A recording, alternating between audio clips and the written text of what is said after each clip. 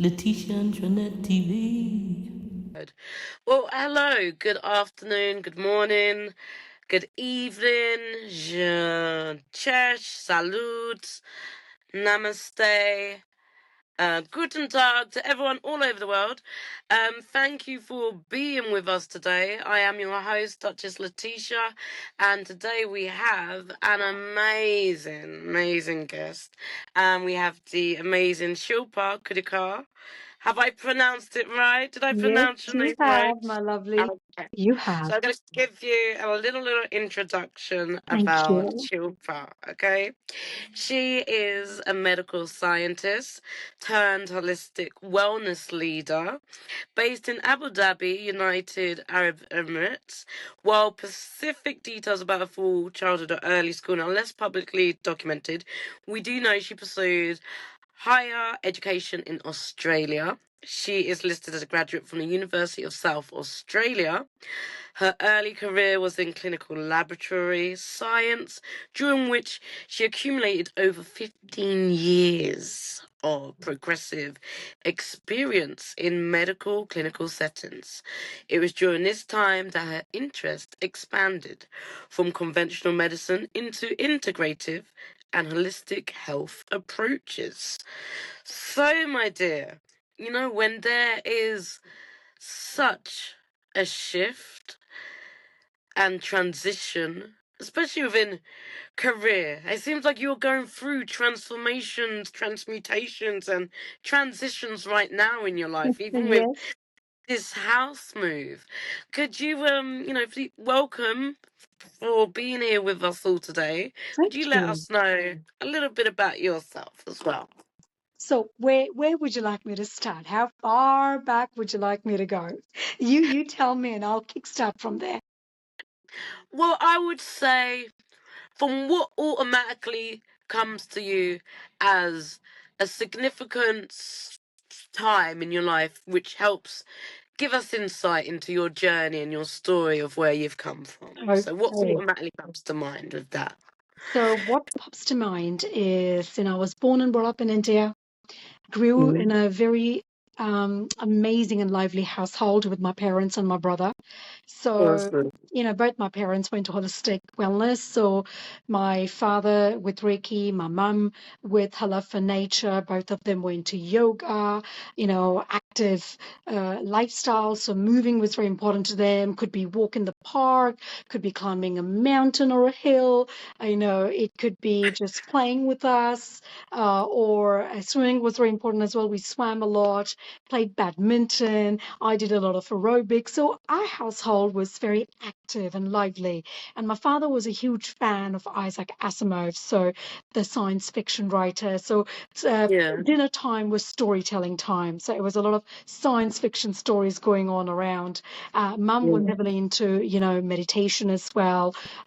So we grew up in that kind of lifestyle, that kind of household. So that essentially created a path for both my brother and I, you know, veering towards that holistic lifestyle.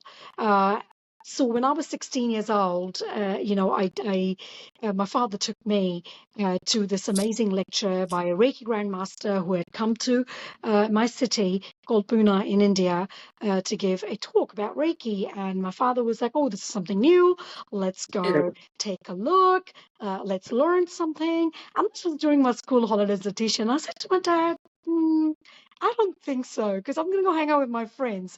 It's school Yeah. holidays. I'm 16. I'm like, nah. My father said, listen, it's one day, it's a couple of hours. Trust me, this will do you good. Just come with me and explore this. So I said, okay, let's go. He said, listen, to sell it to you, it's in a nice hotel and they're serving delicious food. I'm like, I'm there. I'm You coming know with about you. that food. I'm there. That's it. So, I went with dad and we had a great time. It was for me as a 16-year-old teenager, it was a little bit, I must say, interesting and challenging for me to grasp the concept of Reiki. So my father explained everything to me, and then I got quite interested. And my father and I did level one practitioner certification together. And that was one of the most amazing things I did with him because I got to spend almost a whole day with him. I I got to connect with him, bond with him, and we had a great time. So that was one of the highlights of my childhood. It was a great time with my dad. And after that, life happened. My father got busy, and then I said to him, "Look, I want to pursue more Yeah. on Reiki." So I went ahead, did level 2 certification, did my master certification, and then helped the organization as a volunteer, as an assistant, while I was self-practicing Reiki. Practicing on my family and friends and plants and animals and whoever I can get my hands on as a curious teenager. And that's how I kind of grew into Reiki, and that's how it paved a way for me. And I left home, went to Australia to pursue my higher education. I lived in Australia, I worked, I with my husband there, and I continued the practice of self Reiki. Life happened, so I couldn't focus doing Reiki within the community settings, like to give Reiki to people in the community or colleagues. It was just a few close friends, family, or mostly myself, self Reiki. And then when I came to Abu Dhabi 11 years ago to work at Cleveland Clinic, I essentially revalidated my skills. I went through all 3 levels of certifications again with my Mhm. Reiki teacher who has gone back home to US, and she's phenomenal, and a cancer survivor herself. She is fabulous. And I did my 3 levels of certifications with her, revalidated my skills, and I just dove all in to Reiki. And since then, I've not looked back. So Amazing. that's how it started. My journey from being a medical scientist, pandemic hits, us Reiki practitioners get together to give Reiki to caregivers. And I think, well, why not patients?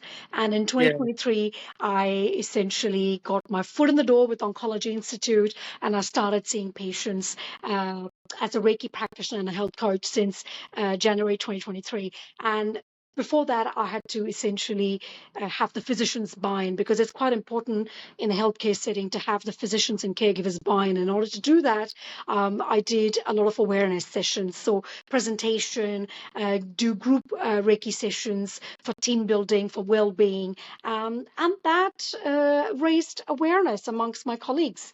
And eventually, people said, "Yeah, this helps, this works, so let's do this." And I haven't looked back since. Sorry, he had went a bit at the moment there for a split second because there was a random call that I tried to come in there. So there was a little bit of a little interruption just for the last 5 seconds of what you were saying, but we got a bit of that last bit of not looking back. Would you mind to No repeat worries. that, please? No worries. I said, well, what I was trying to, tell was, once I got my foot in the door in the Oncology Institute to start seeing my beautiful cancer patients as a Reiki practitioner, health coach, I just dove all in, and I haven't looked back since. Now, I have moved on from Cleveland Clinic, and I am going to be doing my own consulting. So I am a mobile holistic practitioner, and my sanctuary is called Farasha Wellbeing. So Farasha means Masha, butterfly in Arabic. It's a metaphor for transformation. So Letitia, Farasha is your story. Farasha is everyone's story. Farasha is my cancer patient story, my story. So it's a yeah. story of transformation. So Farasha Wellbeing. Do you know one of the things that um when people are telling their stories and that, sometimes I can't help but analyze to where is the pattern, the link of where we've crossed in same places. But and you said 2023, and 2023 also for me was my year in as senior oncology therapist. So Wow. it's something about 2023 for sure. Something about So 2023, universe aligned it beautifully for us. I believe in that. yeah, I don't believe in coincidences. definitely. I believe it's meant to be. Yeah, definitely. So was there a moment of doubt or resistance from your professional peers when you began integrating spiritual and energetic practices into your work, and how did you handle that? Yes, there most definitely was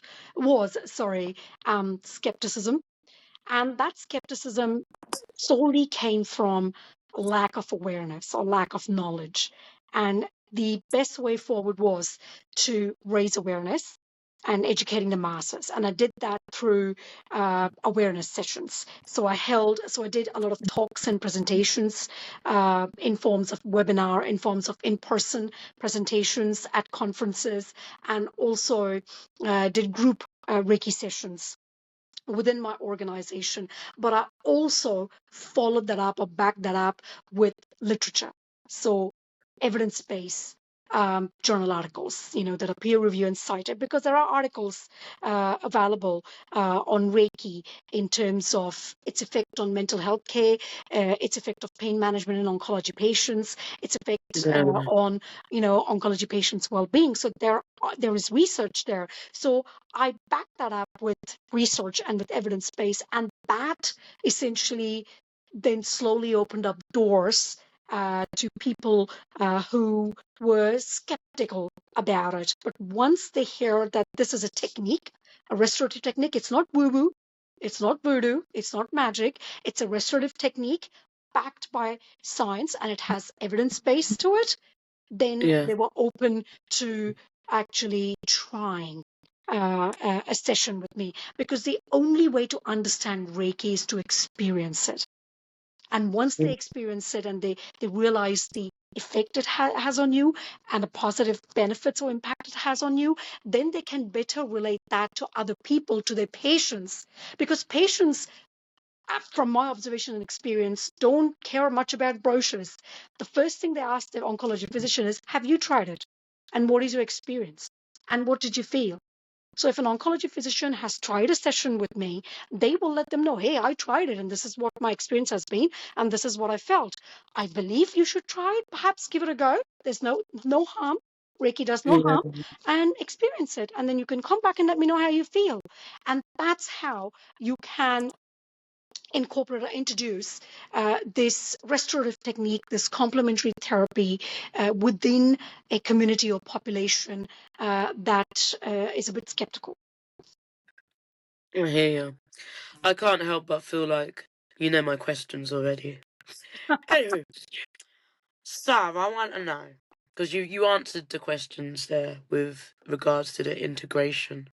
So I would like to know, how has your scientific background influenced the way you structure your holistic health programs? That's a good question.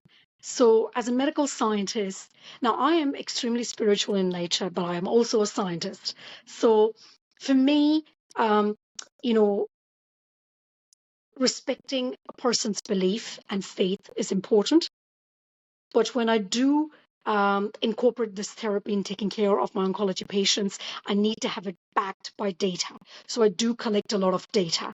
So when I do a session, I do collect data in form of two parts. One is anecdotal evidence, which is their perceptions of feelings. How do they feel after the session? And the tangible outcome, because Reiki is intangible, right? It falls in the realm of quantum physics. It's intangible. So to give it validity, you have to use some kind of a tool. So I essentially used a validated numerical tool, which is used by major organizations around the world, including MD Anderson. And I focused on four symptoms. And I essentially tracked those symptoms of pain, anxiety, stress, and overall well-being before the session and after the session using a scale. So 0 is feeling amazing, the best, 10 is Yeah. worst. And then I used to essentially gather the data before and after the session and look at the trend. And what I could see that over the series of treatments, there was a cumulative effect. And you could see reduction in anxiety and stress and enhancement in overall well-being, and of course, reduction in pain as well. So my me being a medical scientist has helped me in a sense of data collection, because we need to give this practice validity. Yeah. And scientific community, as you know, Letitia, is cutthroat. Without data, without evidence, they're just going to label it as fluff or woo-woo, and it's not. So Yeah. to all my practitioners out there, we know it works. We know it's Exactly. impactful and beneficial and it helps. But for scientific community, to all my nerds out there, we need to have it backed by data and evidence. Definitely. Definitely so. Um, with the tribe of warrior women, it has become a sanctuary for many. What inspired its creation, and what stories from your tribe have most touched your heart? So, Tribe of Warrior Women, Spirited, Thriving, Conquering, is a gorgeous cancer support community that I created. And the aha moment actually came from one of my patients. So I was seeing my gorgeous girl for a Reiki session.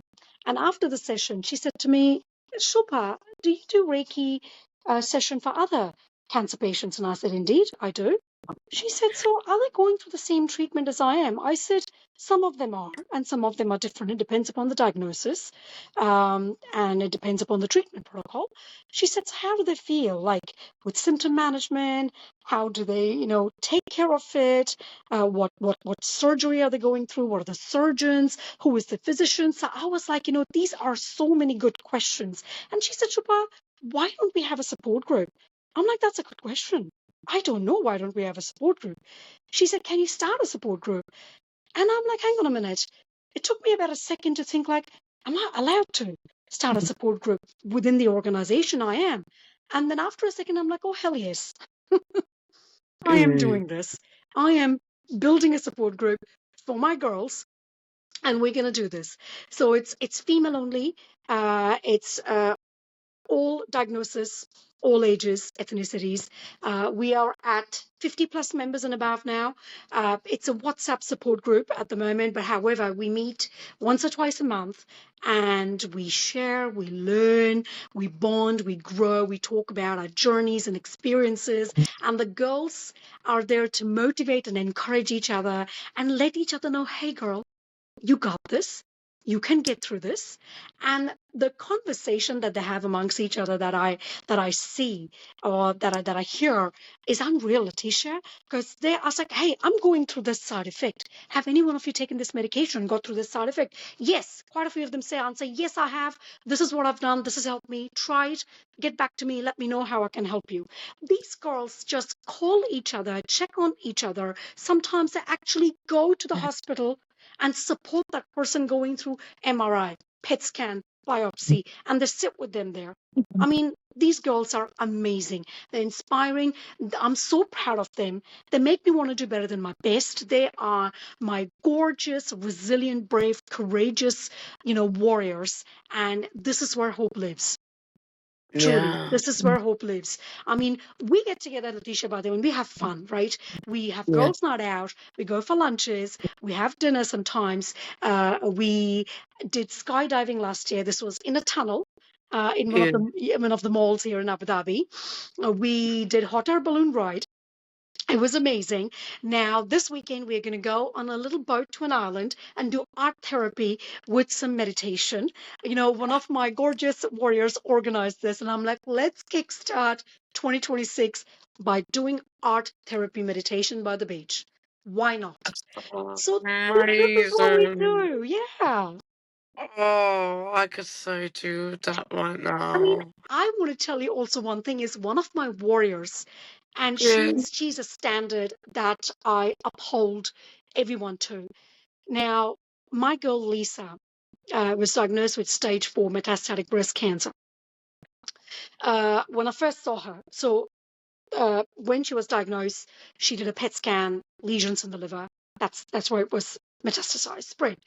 I saw her as a Reiki practitioner, and then our conversation continued as a health coach. We were talking about functional medicine, foundational pillars. Then she asked me, have you heard about Cancer Revolution? I'm like, yeah, girl, I've heard about that. Amazing. And we got into, nutrition. We got into movement. We got into intermittent fasting. And what Lisa did was unbelievable. Before her chemo session, she fasted 24 hours. just water with electrolytes, fasted 24 hours. Came and went through a chemotherapy, did not suffer any major side effects after the treatment, and then broke her fast slowly and steadily with microbiome nourishing foods, so pre-probiotic rich foods and nutrient dense foods. And then she worked out while she was doing her chemotherapy. Drink a lot of water, hydrate herself, pee all the toxins out, sweat all the toxins out, poo all the toxins out. So she worked out, and she was on treadmill. She sent me a picture saying, "Look at me go, girl." And I'm like, "Yeah, you got this. You got this, my unstoppable, sexy mama." And then 8 weeks later, Letitia got a PET scan done, no lesions in the liver. Gone. Oh my God, amazing. Yes. And to mark her remission, she ran 10 kilometers Oh my God. for the cancer run. Wow. Unbelievable. How on How earth did she amazing is that? do that? Besides that, of course, Wow. praying helped her, having faith Yeah. helped her, having hope helped her, because praying is so, I must say, just beautiful. It's so grounding. Yeah. It's It is. beautiful connection. That spiritual connection is so grounding, and that helped as well. Along with Yeah. everything that we did, all these holistic interventions helped. So Yeah. that's one thing that I take away from her all the time. And then a lot of girls connect with and say, "Girl, what did you do? Take us through it. Guide us." So this is amazing. The ripple effect of it. Wow. I love that ripple effect. I know. So, I mean, you've been described as a frontline hero, especially just listening to what you've just said there, and modern day healer. How do you personally define a healer? Wow, that's a really good question. Um, to me, it all begins with lots of kindness, compassion, um, empathy, and love, and lots of humility, Yeah. and the act of active listening, just listening. Yeah. And Know the difference. yeah, that's what me as a holistic practitioner, that's my philosophy. Those are my values. And that's what I bring into my sessions as a Reiki practitioner and as a health coach. Um, because at the end of the day, the intention is to see my girls flourish and to make sure that they feel empowered, because that's how they're going to sustain Yeah. where they need to be, what they need to do. Sustainability is important. Yes.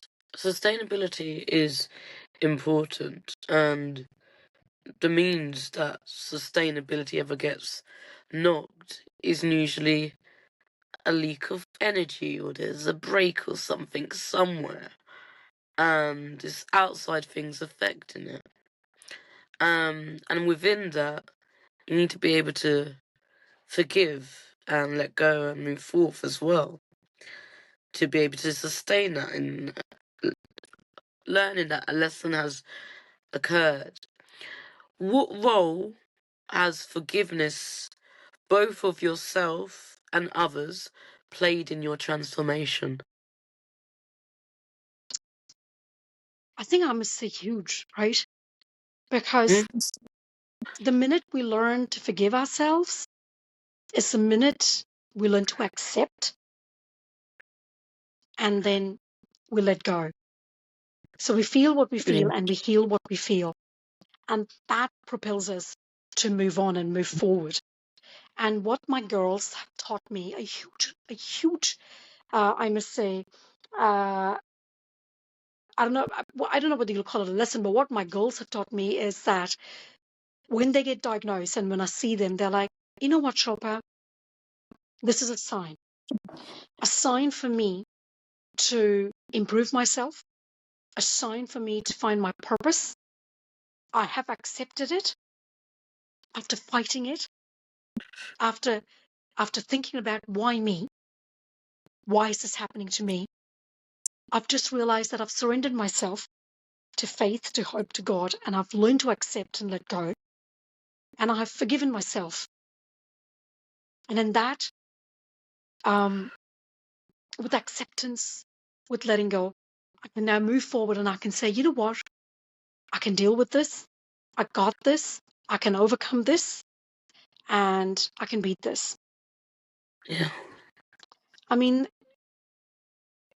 the main what should I say, the word or the feeling uh, that I have observed and experienced is that of forgiveness, acceptance, letting go, and then finding my purpose, finding what can I do to improve myself, because they always tell me this is a lesson learned. Yeah. This is a lesson for me to learn something from. So what is it? Definitely. I need to find my purpose and define myself and focus on that. And so many of my girls have done that, and they have beaten the big C. They are in remission. 2 years down the track, Letitia, they look and feel fabulous. They're feisty and they're fierce. Man, they Yeah. make me so proud. You can tell. It's amazing. It's like, I want to meet these people that she's, We you know, should. Yeah, we should. guided along their way. Let's do a podcast with the girls. That would be amazing. I can absolutely Yeah, talk to them about it. yeah, if we do a group one, that would be really cool and get them all Yeah, on the panel. Yeah? absolutely. So, in the face of a world still grappling with anxiety, chronic diseases, burnout, what message do you believe humanity most needs to hear right now? You got to have faith, you got to have hope, and you got to love. Love yourself. Self kindness, self compassion, and self love is important through these times, as well as be at peace with yourself and everyone else around you and with the world. You got to be compassionate, and you've got to have those small acts of kindness. Letitia, goes a long way, because a person will always remember how you made them feel. So if someone's in need, help them. Even Yeah, a little smile, holding open a door, asking how do you feel, are you okay, goes a long way. Goes a long way in tampering fear, goes a long way in tampering anxiety. It's just small, simple things that can help. yeah, yeah. Every little helps. Absolutely. It Small acts does. of kindness. Goes a far way. Yeah. So, with regards to the future vision, what does the next decade of healing look like through your eyes, technologically, spiritually, and socially? I mean, the possibilities are endless, Letitia. The possibilities are endless. I always believe in no limits, in unreasonable goals, and possibilities are endless. So, as a holistic practitioner, I would say that the first step would be to incorporate these practices in healthcare policies. So, with Department of Health, Abu Dhabi or Dubai Health Authority, so that they can trickle down in healthcare organization and clinics. So, with that, a holistic practitioner, be it a Reiki practitioner, sound healing practitioner, can get accredited, can get the practice can get accredited, the practitioner can get licensed, and this is going to be useful for all the holistic practitioners to work in healthcare settings, to help caregivers, to help patients. And that is very, very important. So if we can do that as a next step, that'll be amazing. That's something that is going to be that's something that will be a pioneering step. The second would be getting these practices covered under insurance in healthcare organization. That's a huge step. That's a second step. And third will be, of course, besides doing sessions in person, we can also do a blended well-being sessions online, guided. have some experiential AR, VR kind of sessions for people who can't be with us in person.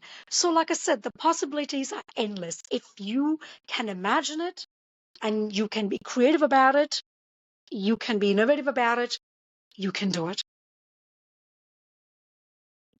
I want to ask you another question. Yes. If you could speak to your younger self standing in her lab coat years ago, what would you whisper to her? Don't give up. The best is yet to come. Awesome. Keep going. Is there any things in particular that you're currently working on now? So at the moment, I'm trying to build my sanctuary, my beautiful Farasha well-being. So once my website is ready, I Mhm. will share that with you, Letitia.